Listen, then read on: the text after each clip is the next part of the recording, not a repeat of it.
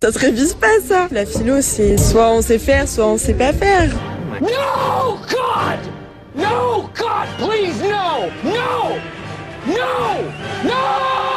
Bienvenue dans Cogito Ergo Sum, l'émission qui dépoussière les clichés de la philosophie.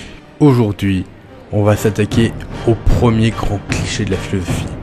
La philosophie, ça ne se révise pas. Oui, la philo, je révise pas. Je vais juste lire quelques citations avant l'épreuve et j'arriverai à me débrouiller en disant ce que je pense sans trop dire que je pense vraiment ça. Non, Abdel Raouf d'Afrique. Abdel Raouf d'Afrique.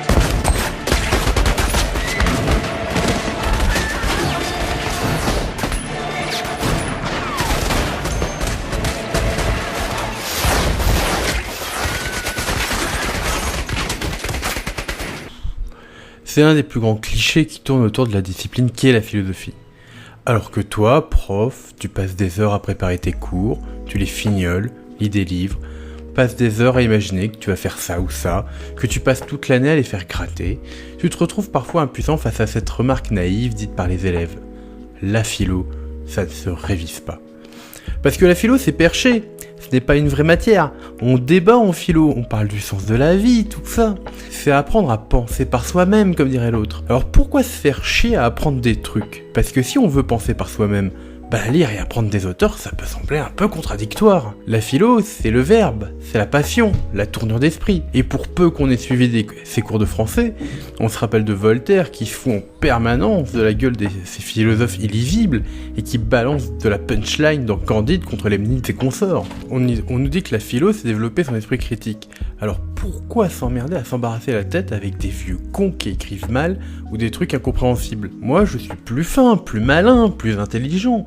Et j'ai Twitter. On est tous capables de faire de la philo, alors pourquoi la réviser? Parce que mes amis, la philo, ça ne se révise pas. Chaque année, le professeur a droit à peu près toutes les remarques que vous venez d'entendre. J'ai déjà eu droit au « c'est chiant, on gratte », alors que ça pourrait être intéressant de discuter, de partager notre avis, en tout cas plus intéressant que ce que l'on fait. Autre exemple, si vous écoutez les interviews des élèves qui passent le bac de philosophie chaque année, ça nous donne à peu près une idée de comment on considère la matière. Et quand tu as le nez dans les copies du bac et que tout ce que tu trouves c'est le cours du collègue de SES ou un pauvre je pense donc je suis mis à toutes les sauces, tu ne peux que faire le constat, il y en a beaucoup qui n'ont pas révisé.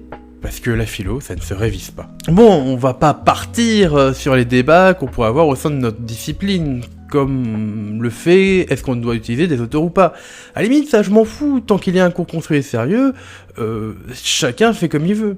Mais s'il y a un cours, c'est qu'à un moment, faut le bosser. Avant de partir dans des arguments plus construits, faut rappeler une évidence. La philo, c'est une matière comme une autre. Et comme les autres matières, ça se bosse. Point. Alors pourquoi la philo, ça ne se révise pas? Passons sur le fait que souvent, l'élève peut être de mauvaise foi et examinons d'où vient cette idée. À mon sens, cela vient d'abord que la philo, c'est apprendre à penser par soi, blablabla, voir sa pensée propre, sa propre philosophie de vie, comme dirait l'autre. Mais peut-on penser par soi-même? Quand on se penche sur cette idée, plusieurs facteurs semblent contrarier cet énoncé. Nous sommes tous le produit d'un milieu social, d'une famille, d'un milieu scolaire. Quand on commence à faire de la philo, on n'est pas une page vierge qui est prête à s'épanouir. On est le produit de tout un tas de déterminations sociales, culturelles, institutionnelles et même genrées. Notre pensée ne vient pas d'un moi pur, mais d'un moi construit sociologiquement, que l'on cautionne ou pas ce dont on fait partie. Du coup, quand on ne pense pas par soi-même, on pense avec notre soi construit par la vie. De même, la vie nous fait vivre des expériences plus ou moins intenses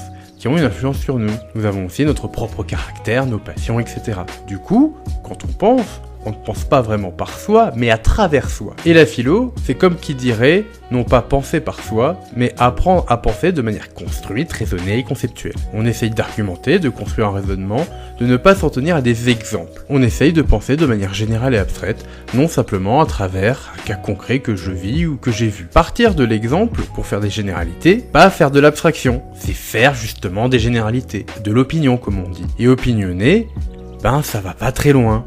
Si on regarde les grands débats qu'il y a eu en France, comme le Burkini ou l'identité nationale, chacun a sa petite idée, son avis. Mais quand on creuse, on se rend compte que cela manque de rigueur et de construction. Prenez cet exemple. si un de vos enfants devenait homosexuel, par exemple, quelle serait votre réaction ? Je souffrirais et j'essaierais de trouver des personnes pour une guérison, parce que c'est une souffrance aussi pour eux. Oui. C'est comme une maladie Oui, un petit peu, c'est contre nature. J'espérais de tout cœur qu'ils puissent guérir.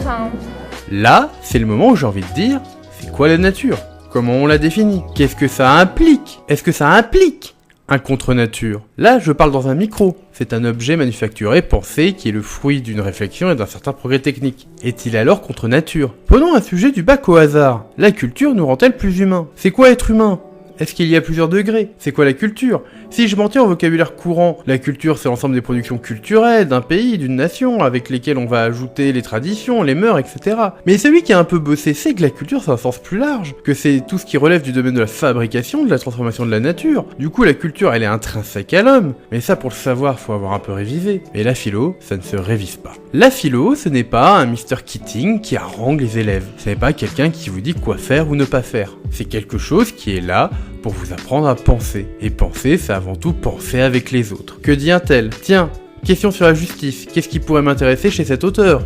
Ou pas, au contraire, qu'est-ce qui me révolte chez lui ? D'où vient l'universalisme ou la démocratie ? Sont-ils des concepts intellectuellement valides ou pas ? Quand je parle de liberté, de quelle liberté je parle ? Alors en plus, quand je discute avec quelqu'un, dans la vie de tous les jours, j'ai besoin de comprendre ses arguments, j'ai besoin d'échanger. Si je veux véritablement débattre, il faut que mes arguments soient solides, que je sois capable de les expliquer. Il faut aussi que je sois capable de comprendre l'autre. Sinon, c'est une discussion qui n'a aucun sens, qui est inutile. C'est-à-dire que les gens vont échanger leur avis, mais à aucun moment il y a un véritable échange, parce que chacun va tenir sur ses positions. Alors, c'est vrai que c'est compliqué tout ça. Parfois, c'est confortable de rester chez soi, bien dans ses avis. Parce que parfois, ça dérange, ça remet en cause ce que l'on croyait penser. Ça nous montre qu'on pensait un peu de travers et que ce qui était acquis ne l'est pas tellement. Et parfois, il y a des auteurs qui nous touchent, nous répondent, nous montrent des choses que l'on avait pensées et qui l'ont déjà formulées. On apprend à formuler, à enchaîner correctement les idées, à être méthodique et logique. Parce que c'est ça la philo. La philo, c'est avant tout la maîtrise du raisonnement,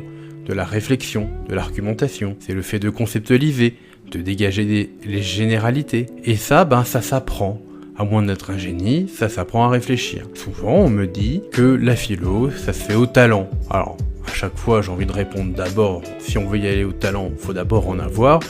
Et on peut pas être tous des génies. Un génie, par exemple, c'est Pascal qui invente une machine à calculer à 11 ans, et qui fait des traités de géométrie à 12 ans. Donc, voilà. Du coup, quand je me retrouve devant mon sujet de bac, j'ai besoin de comprendre les termes, j'ai besoin d'aller chercher des arguments. Ça ne tombe pas comme ça par magie. C'est un peu comme les clichés des scientifiques qui feraient leur découverte d'un coup dans un éclair de génie. On connaît tous l'anecdote de Newton qui s'est pris une pomme sur la gueule, ce qui lui aurait révélé les secrets de la gravité. Mais avant ça, il y a eu du travail, de la réflexion. En fait, c'est ça le plus important. La philo, ça se travaille.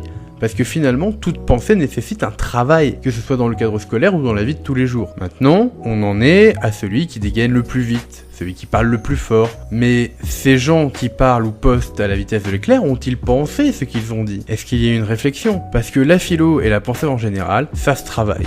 Et le travail, ça prend du temps.